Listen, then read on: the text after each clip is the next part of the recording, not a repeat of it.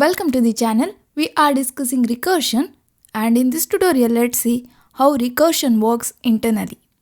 Before that, first let's talk about few concepts related to the internal working of the recursion. First is call stack. Call stack is a data structure that stores information about the active functions in a program. It is used by a program to keep track of function calls during execution. It is the fundamental part of memory management and it follows the principle of LIFO, that is last in, first out. It is a stack data structure. So stack data structure works on the principle LIFO, last in, first out, or first in, last out, right? And the call stack stores stack frames. And each stack frame contains function parameters, local variables, and return address. That is where to go after function finishes. Okay, why I am explaining about call stack and stack frame?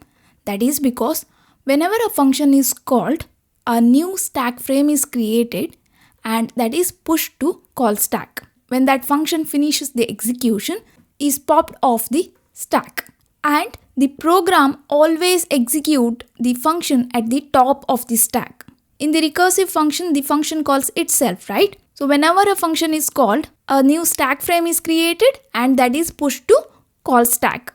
Once a function finishes the execution, its stack frame is removed or popped and control returns to the function below it. And this push and pop process continues until the program finishes and stack becomes empty.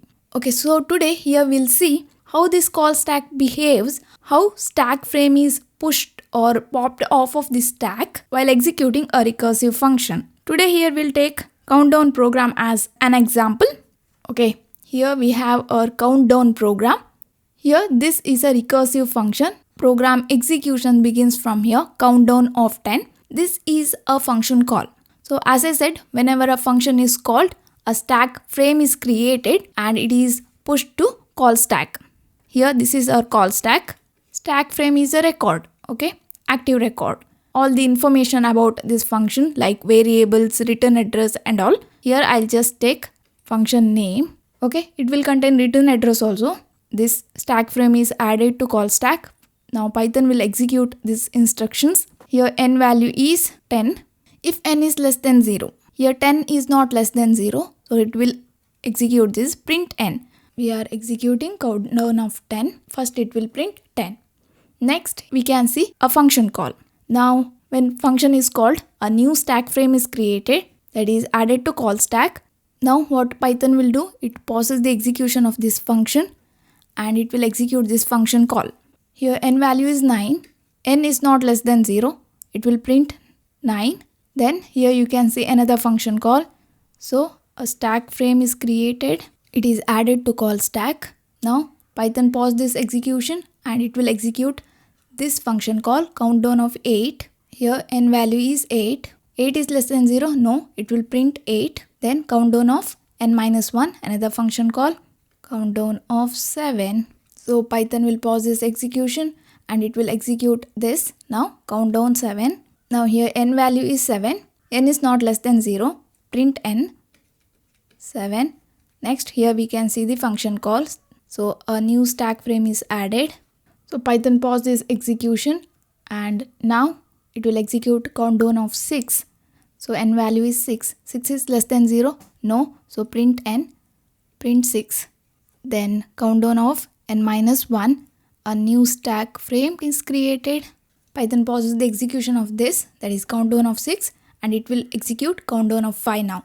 N value is 5. It is equal, no. So print n, that is 5. Then countdown of. So a new function call, a new stack frame is created here. Countdown of 4. So Python will pause the execution of countdown of 5 and it will execute countdown of 4. 4 is less than 0, no. Print n, print 4. Then here we can see the function call countdown of 3. A new stack frame is added here. So Python will pause the execution of countdown of 4 and it will execute countdown of 3. N value is 3 here. 3 is less than 0. No, it will print 3 and countdown of 2. A new function call. A stack frame is added to the call stack and Python will pause the execution of this countdown of 3 and it will execute countdown of 2 first. So 2 is less than 0. No. print to countdown of 1. This is the function call a new stack frame. Python will pause the execution of this countdown of 2 and it will execute countdown of 1. 1 is less than 0? No, it will print 1 and countdown of 0. New function call new frame is added to call stack. Countdown of 0, Python will pause the execution of this and it will execute countdown of 0. N value is 0, 0 is less than 0? No, so it will print 0 and countdown of -1. A stack frame is added to call stack. Python will pause the execution of countdown of 0 and it will execute this function call, that is countdown of -1. Here n is less than 0. Yes, it is true. Here base case will execute. This condition is true. So it will print done message and it will return. When base case is satisfied, it will return the value and that stack frame is popped off the call stack. It is removed from the call stack.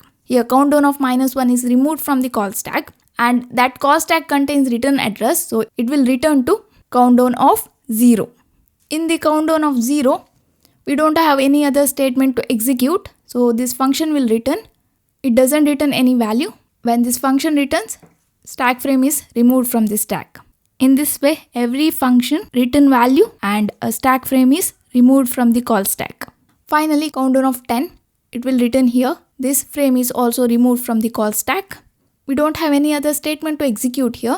Okay, so this is how call stack behaves when we use recursive function.